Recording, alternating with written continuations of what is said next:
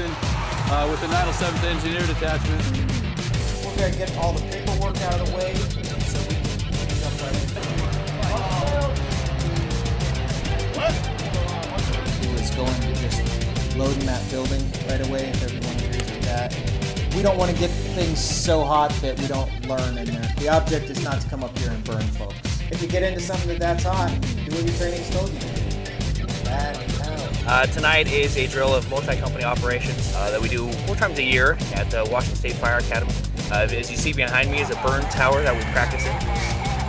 What you should expect is high heat, lots of smoke. You guys can go ahead and send them when you're ready. Go ahead and send them, boss.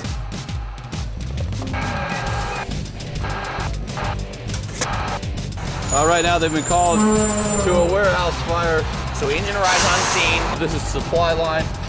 Supply is a hose that's connected to a fixed water source to get water to the current fire. So you're going to hit the fire from the exterior.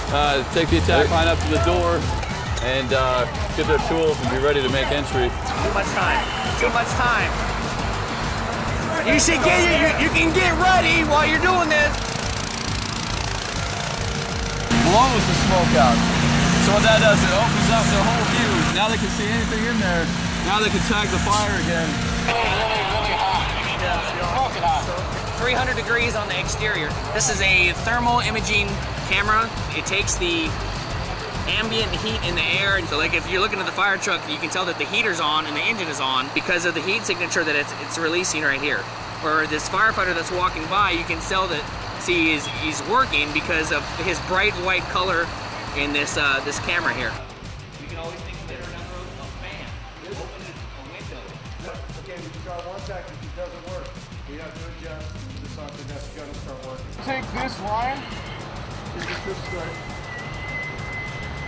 Do a multi-company operation here where we use multiple engines, multiple crews doing different tasks on the fire ground. It's pretty realistic for the most part. They build up fires in a warehouse, a simulated warehouse. Once you go in, there's zero visibility, and you just look for either the seat of the fire or anyone that's hurt, whatever you find first, a victim or the seat of the fire, and put it out. Well, behind us right now is a helo prop. It's set up to show if the helicopter comes down and crashes, fully flames involved. There's a pilot trapped inside right now.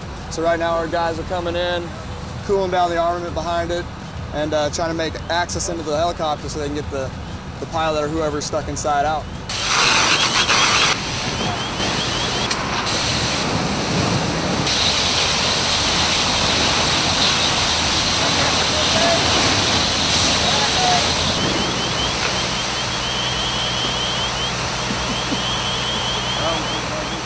Pilot's actually made out of old hose that's not used anymore. They put it together with some wood chunks. They're not actually that heavy.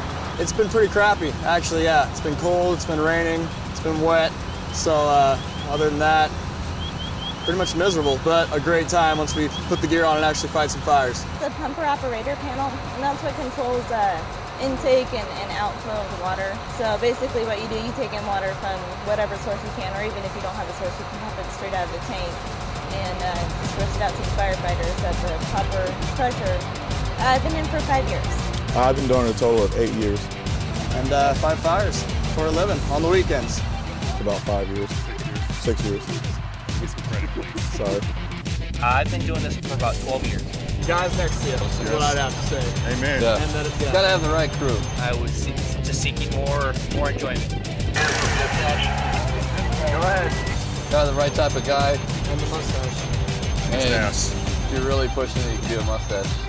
The ability to grow a mustache is one of the top things I look for. 306 Mafia!